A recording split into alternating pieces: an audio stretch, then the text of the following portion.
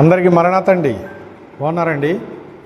భూమి ఆకాశాన్ని సృష్టించిన సృష్టికర్త అయిన ప్రభువారు ఆయన పోలికలో ఉన్న మనలను నిరంతరము ప్రేమానురాగాలతో ఆశీర్వదిస్తూ ఆయన మన ముందుండి మనలను నడిపించునుగాక. ఆమేన్. ప్రియమైన స్నేహితులారా, దేవుని యొక్క వాక్యాన్ని మనము మహింపరుస్తూ ఆశీర్వాదం అందుకుందాం. తెస్సలోనీయులకు రాసినటువంటి మొదటి పత్రిక 2వ అధ్యాయము 13వ వచనమును మనం చూసినట్లయితే, ఆ వాక్యమే విశ్వాసులైన మీలో కార్యసిద్ధి కలుగజేయుచున్నది అన్నారు. ఆ వాక్యము అనగా ఆదియందు వాక్యముండును, వాక్యము దేవుని వద్దండును, దేవుడే వాక్యమైండును. ఆ వాక్యము శరీరధారి అయి కృపా సత్య సంపూర్ణుడిగా మన మధ్య నివాసం చేశాను అని కూడా వ్రాయబడి ఉంది. ప్రియమైన స్నేహితులారా, ఆ వాక్యం శరీరధారిగా వచ్చారు కనుక ఆ శరీరధారి అయినటువంటి వాక్యమైనటువంటి యేసుక్రీస్తు ప్రభువారే విశ్వాసులైనటువంటి వారిలో కార్యసిద్ధి జరిగిస్తూ ఉన్నారు, కార్యాలు జరిగిస్తూ ఉన్నారు.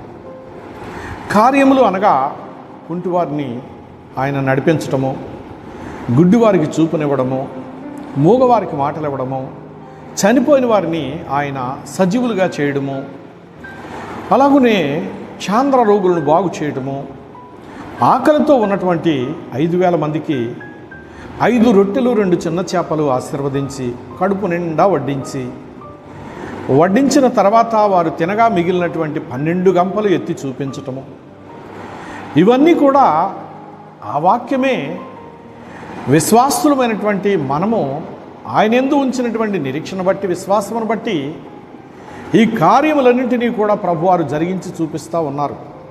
ప్రియ స్నేహితులారా, ఈ కడవరి కాలంలో మీరైనా నేనైనా ఎవరైనా ఆ వాక్యమందు విశ్వాసం ఉంచిన ఎడల విశ్వాసమును బట్టి కార్యాలు ప్రభువారు చేస్తారు.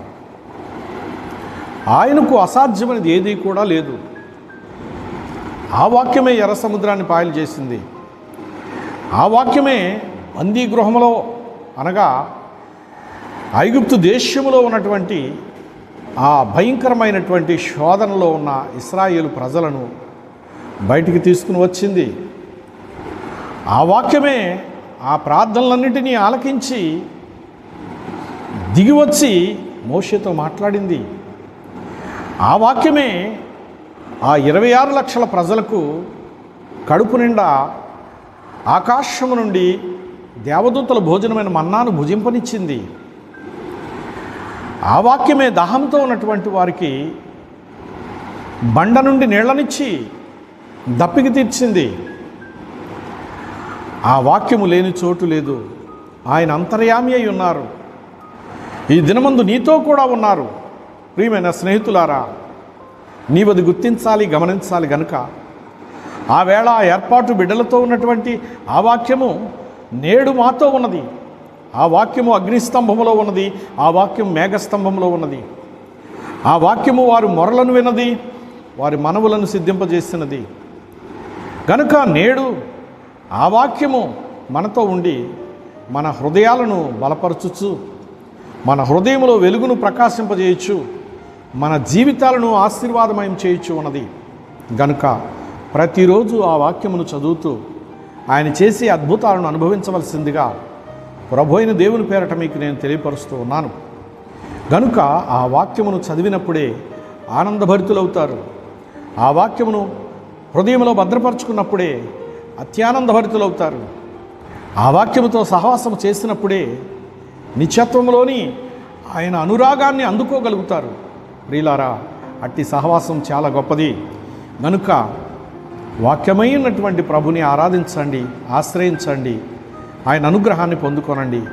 అట్టి దీవెన నేడున్నటువంటి మీ కుటుంబములకు, మీకు, మీ బిడ్డలకు, మీరు జరిగించుచున్న ప్రతి సత్కార్యములకు తోడుగా నడిపించునుగాక.